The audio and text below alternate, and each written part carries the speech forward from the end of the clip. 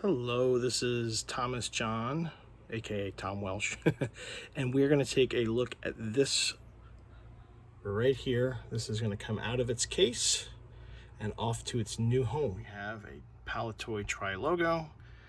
Formerly, well, it's currently graded by AFA, but not for long because we're going to take it out of here because somebody decided to pay a lot of money to find out that the highest grade they could even get was a 60 because of that hole right there. Stay tuned.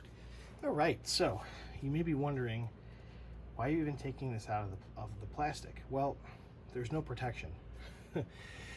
many of these, not Luke in particular, but on card figures in general, have suffered the same fate of popping through the bubbles or the bubbles coming off. So we're going to take this out of here and we are going to prepare it for shipping and make it so that it's extremely unlikely for anything to happen.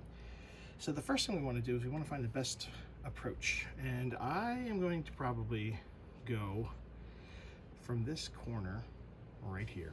I want to stay as far away from the card as I can, so we'll start by prying up here. So my melee weapons, I have, and I'm doing this inside of an old box just because there's little shards of acrylic that end up everywhere, but I have putty knife, flathead screwdriver, a little tiny screwdriver, some pliers, a dull razor blade, which is what I'm probably going to start with, and some small needle nose pliers. So I'm going to move those to the side, and I'm going to put this on probably a time lapse, and let's begin.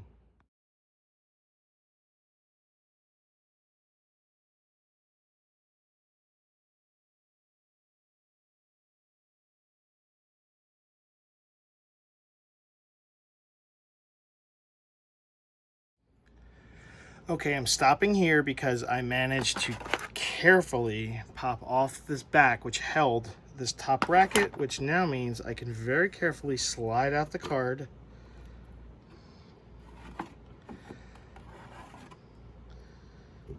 which we can see is in very nice condition. Save for that hole there. Some light veining from where it was put on the shelf, a very slight bubble ding, and some edge wear. But for a Trilogo, well, really for any card that's almost 40 years old, this is in very nice condition. Oh, and to give you an idea, this is messy. These shards go everywhere, so be very careful. All right, so the next step, mailing. Now, I mentioned earlier about the bubble protection. We're going to do that, and we're going to use good old cling film. First thing I do is I take out a generous amount.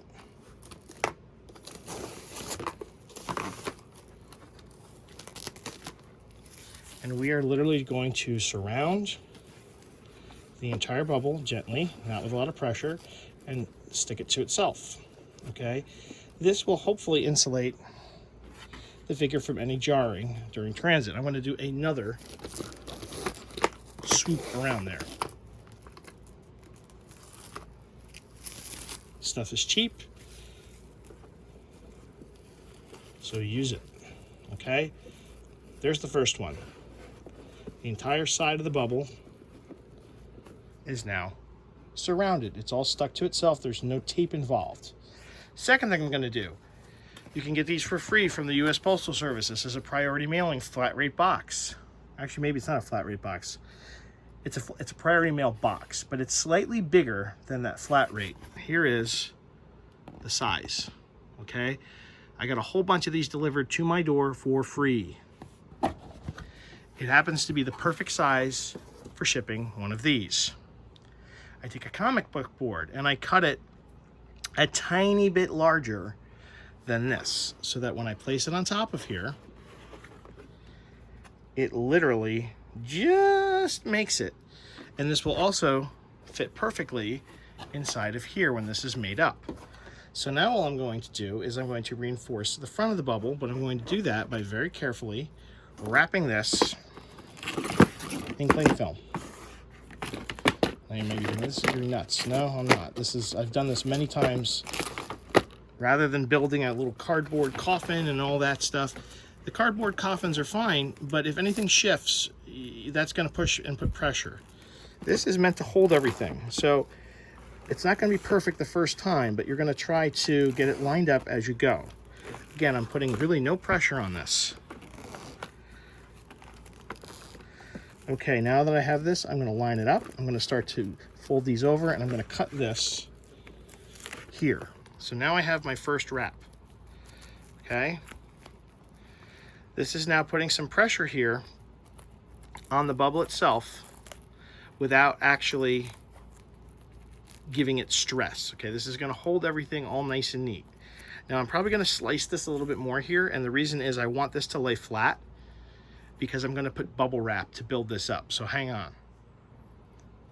All right, I went ahead and cut that there because I want this to be flat. Don't worry, this is all going to get wrapped again. But now what I'm going to do, it's going to take some old bubble wrap, check it for tape because you don't want any extra tape accidentally coming in contact with any areas of the card. I'm going to build a little area here, and you can see that that fits quite nicely. I am going to put just a littlest bit of tape here, and I know that this is plastic. I checked it, I double checked it. Again, you do not want to get tape stuck to the card. Be very careful with that. So again, you have tape around all sides when you're doing this. So that is now here. It's approximately the same level as the bubble. We'll make another one for the top. Same idea, we're just folding the bubble wrap in half a few times until we get a nice little, and then I'm gonna then tape that to itself here and on the back here. Now remember, the back is just the comic board, and it should be plastic wrap if you did this correctly from earlier. So really nothing to worry about. Nothing is actually touching the bubble here, okay? There's still a little gap here, okay? The final wrap we are gonna do is going to go around the entire thing, and then we're going to put this inside of the mailing box. So let me get the mailing box set up so you can see how nicely it fits, okay?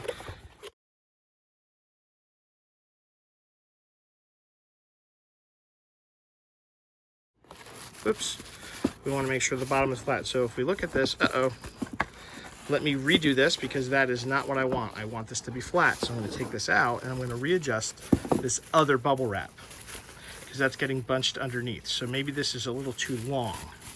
So we'll just trim it.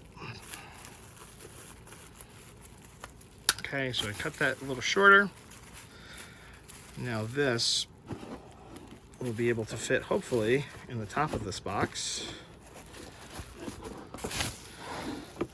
I think I'll put it in after the fact, but just so you can see here, nice and flat, okay? No extra stress on the card. You know what I'll do? I'm gonna do two of these. I'm just gonna very carefully put this in like so. Okay, there's one, and I have a little bit more here, which will be my last piece, which I'll just fold this way, and then I'll stick this one in on this side here, just to fill in the voids. And this is above the bubble. Okay, arrange it nicely. Perfect. These come even with a nice little close right here. I'll peel this off. And now we have a shipping box that's holding a nicely protected carded figure, okay? Which is further going to be, I'm gonna put it in a large plastic bag and then wrap that to go into a much larger box. So you can actually ship many carded figures this way by placing each of them in one of their own individual boxes and then stacking those or putting those in your larger box with packing peanuts, bubble wrap, whatever you want. But that's the way I do it, and I've had success. And you may be wondering, why am I getting rid of that card? It's actually the first Luke carded figure I ever bought. Well, take a look. Most of this, if not all of this, has been acquired through the help of several people. Here we get to the messy shelf. But basically, I have too much stuff. And one person who has always been very, very, very supportive and helpful through this has been Craig Thomas. Craig was one of the first people that I really talked to about Luke Jedi Knight. And this particular card right here was the one we talked about. It's the Unitoy 65A snap cape. It has actually a visible snap cape stud behind Luke. It's not the earliest example because the cape is not in a baggie, but this is a 65B. This one's been opened and there is no snap cape. It's a sewn cape.